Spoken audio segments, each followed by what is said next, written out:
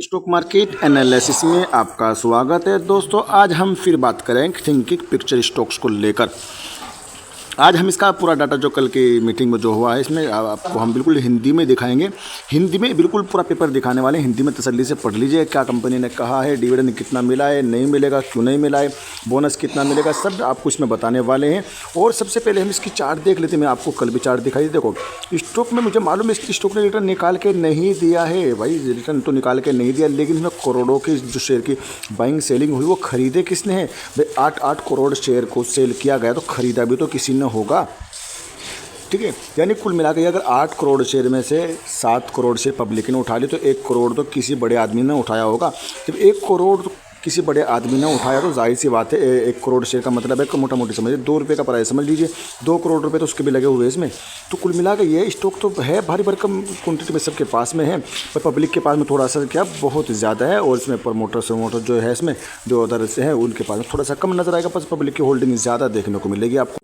तो चार्ट में अगर देखा तो स्टॉक ने हाई तो बनाया है, ऐसी बात नहीं है। स्टॉक ने रिटर्न तो निकाल के आपको दिया, करीब करीब आपने 15 रुपये का ही बना के रखा है जून 2023 में, ठीक है। उसके बाद स्टॉक में लगातार गिरावट आई। कंपनी ने कम से कम यहाँ पर भी डिविडेंड दिया था मई 2022 में डिविडेंड दिया। उसके बाद में डिविडेंड दिया कंपनी ने अक्टूबर 2023 में। उसके बाद में कंपनी ने डिविडेंड दिया 15 अप्रैल 2024 को कंपनी ने डिविडेंड दिया था। इन 2024 में कंपनी ने डिविडेंड दिया है, ठीक है। उसके बाद में कंपनी ने स्प्लिट अनाउंसमेंट किया 16 अगस्त 2024 में। उसके बाद राइट इशू लेकर आई 25 अक्टूबर 2024 में दोस्तों, ठीक है। और फिलहाल की कंडीशन क्या है, फिलहाल की कंडीशन ऐसी है कि स्टॉक ने बोनस अनाउंसमेंट किया तो यानी 2:1। तो हम चार्ट देख रहे हैं। सबसे पहले इसका चार्ट कैसा नज़र आता है, क्या संभावना है इस स्टॉक में, एक सेकेंड। जी हाँ, इस चार्ट देखने की अगर कोशिश करें, देखो यहाँ पर मैं आपको एक चीज़ दिखा दूँ, देखो आपको समझ में आएगा। इधर इसमें खरीदारी हुई थी, यहाँ पर 1 रुपया 70 पैसे पे इसमें ज़बरदस्त तरीके से बाइंग की गई थी। उस वजह से स्टॉक 2 रुपये 15 पैसे के आसपास में जाता हुआ नजर आया था। यहाँ तक का ही बनाया था, करीब करीब 2 रुपये 13 पैसे का ही बनाया था उस दिन, और 1 रुपया 70 पैसे से उठना शुरू किया था। फिलहाल 1 रुपया 93 पैसे पे स्टॉक आ चुका है। दिक्कतें कहाँ है मैं वो दिखाऊंगा, अच्छी चीज़ें भी आज इसकी नोट कराऊंगा, इसमें क्या अच्छाइयाँ हैं क्या ख़राब है फिर से नोट कराऊंगा, क्योंकि नए नए व्यूवर्स आ रहे हैं तो कमेंट भी नए नए आ रहे हैं दोस्तों, ठीक है। तो इसका देखो मैंने सपोर्ट बता के रखा है, 1 रुपया 83 पैसे का इसका सपोर्ट है, 1 रुपया 83 पैसे का इसका एक सपोर्ट है। यहाँ पर अगर सपोर्ट ले लिया तो गुड न्यूज़ है और गुड बेहतरीन रहेगा। अगर यहाँ पर सपोर्ट ले लिया, अगर मोटा मोटी समझे 1 रुपया 83 पैसे पे स्टॉक सपोर्ट नहीं लेता है मान लीजिए, तो 1 रुपया 70 पैसे का इसका बेहतरीन सपोर्ट है। 1 रुपया 70 पैसे पे अब नहीं, एक बार नहीं बार बार सपोर्ट लेता हुआ नजर आ सकता है। लेकिन एक चीज़ याद रखना, अगर 1 रुपया 70 पैसे के नीचे स्टॉक क्लोजिंग देता है, लवर सर्किट नहीं टूटता है, थोड़ा सा और नीचे जाता हुआ नजर आएगा। जाएगा कहाँ नीचे दोस्तों, ठीक है, कितना नीचे जाएगा, बोनस दे दिया है लेकिन अभी तक इसने डेट अनाउंसमेंट नहीं की है। वो थोड़ा सा दिक्कतों का सामना करना पड़ेगा। दिक्कत कब तक इसकी एक्स डेट रिकॉर्ड डेट आती है वो असल रहेगी दोस्तों, ठीक है। जितनी जल्दी बोनस देगा उतना अच्छा रहेगा दोस्तों, ठीक है। और अगर बात करें 1 रुपया 70 पैसे के लेवल की, उसके बाद में तो कोई हमें इसमें नीचे की और लेवल नज़र नहीं आती, और उसके बाद में तो भारी भरकम गिरावट तो होने की उम्मीद नहीं है, क्योंकि बहुत गिर चुका है ऑलरेडी कंपनी खुद।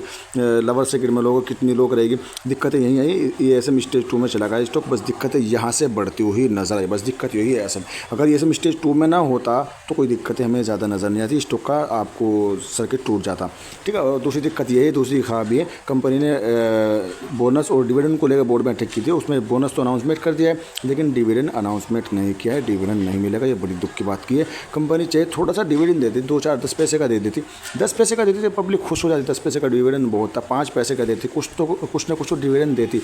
अब भरोसा टूट गया रिटेल इन्वेस्टर का, जो भी इसमें बाइंग करके चले सबका भरोसा टूट चुका है। कंपनी ने डिविडेंड अनाउंसमेंट किया था, डिविडेंड नहीं दिया दोस्तों, ठीक है। यानी जो दिक्कतें रहेगी, इस तरह कंपनी को नहीं करना चाहिए था। अपने जो कंपनी के रिटेल इन्वेस्टर है उनको खुश करना चाहिए था, थोड़ा बहुत डिविडेंड देकर। लेकिन बोनस दिया है, लेकिन देखते हैं बोनस की एक्स डेट रिकॉर्ड डेट कब आती है, वो भी देखने वाली रहेगी। बाकी इसका PDF आपके लिए हिंदी में लेकर आया हूँ, हिंदी में तसल्ली से रीड कर लीजिएगा, ठीक है। क्योंकि अक्सर हिंदुस्तान में हिंदी तो सबसे आती ही है दोस्तों, हिंदी में, क्योंकि जिसने कभी इंग्लिश नहीं पढ़ी तो हिंदी तो वो भी पढ़ लेता है। तसल्ली से रीड कर लीजिए। देखो बोनस शेयर जारी करना, यहाँ से आप एक एक लाइन करके तसल्ली से पढ़ लीजिएगा, क्योंकि वीडियो अगर मैं पढ़ूंगा तो यहाँ तक मेरे को बहुत ज़्यादा टाइम लग जाएगा। वीडियो कम से कम 15-20 मिनट का बन जाएगा दोस्तों, ठीक है।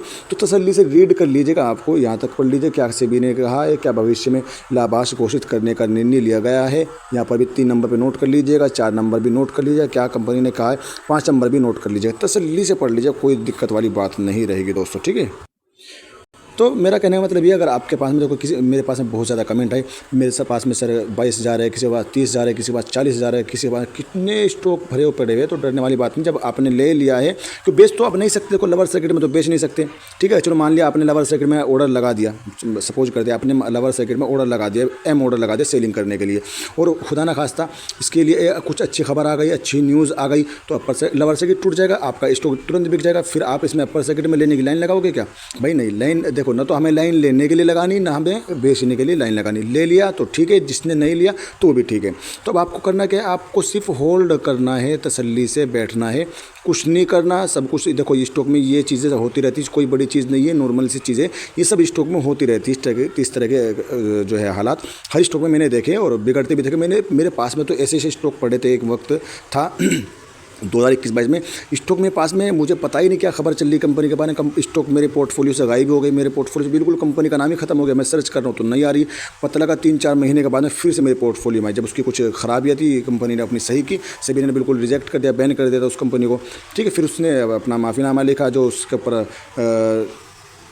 क्या चार्ज लगाया, नहीं एक तरीके से चार्ज लगाते, पेनल्टी लगाई, उसने वो भरी तो चालू हो गई कंपनी, तो फिर से मेरे पोर्टफोलियो में आ गए थे। अगर ऐसी चीज़ सूचना आती है, कुछ दिक्कत होती है तो मालूम पड़ जाएगा, लेकिन हमें कोई भारी भरकम दिक्कत की तो उम्मीद नहीं है कि डेलिस्ट हो जाएगा, वो हो जाएगा। अभी तक तो ऐसे कोई संकेत नज़र नहीं आते, हाँ, लेकिन फिलहाल की कंडीशन जो है थोड़ी सी परेशान करने वाली है। बस ये गुजर जाएगा, वक्त है, थोड़ा सा समय दीजिएगा, गुजर जाएगा, तो डरने वाली बात नहीं है। अगर आपके पास में जितने भी शेयर है, तसल्ली से आराम के साथ में होल्ड करिएगा। कंपनी बहुत सारी कंपनी से मुझे फंडामेंटल कमज़ोर होती है, हर चीज़ उनका मायने से होता है, लेकिन कंपनी का प्राइस आपको आप में जाता हुआ नजर आता है, यानी रोज़ पे हाई पे लगाता हुआ नजर आता है। तो ये देखो स्टॉक मार्केट में न जाने कौन सा स्टॉक आपको रिटर्न निकाल के दे दो, कौन सा स्टॉक आपको रिटर्न ना निकाल के दो दोस्तों, ठीक है। तो थोड़ा सा क्या प्रमोटर की एंट्री में बन जाए, हो सकता है 2025 लगने वाला, 2025 में अगर इसका देखो अभी इसका EPS रिवेन्यू और ROE BVPS इसमें आपको प्लस में है, लेकिन कम होता हुआ नज़र आया है कई सालों से दोस्तों। देखिए कई सालों से revenue, net profit, EPS BVPS ROE कई सालों से लगातार कम होता हुआ नज़र आया है। दिक्कत यही है, और 2025 में याद रखना, 2025 में अगर हल्का सभी इसका EPS रिवेन्यू, नेट प्रॉफिट या ROE प्लस में यानी ऊपर बढ़ता हुआ नज़र आया ना, तो ये स्टॉक फिर रुकने वाला नहीं है, सीधा जाएगा, बिल्कुल रॉकेट बनता हुआ जाएगा, 7वें आसमान पर जाकर रुक जाएगा दोस्तों, ठीक है, याद रखना। क्योंकि देखो स्टॉक मार्केट में कोई स्टॉक अगर छोटा सा स्टॉक है तो जाना आखिर उसको नीचे जितना जाएगा कोई मतलब नहीं है, एवरेज कर लेना, जब सही खबर आएगी ऐसे स्टेज 2 से निकल जाएगा।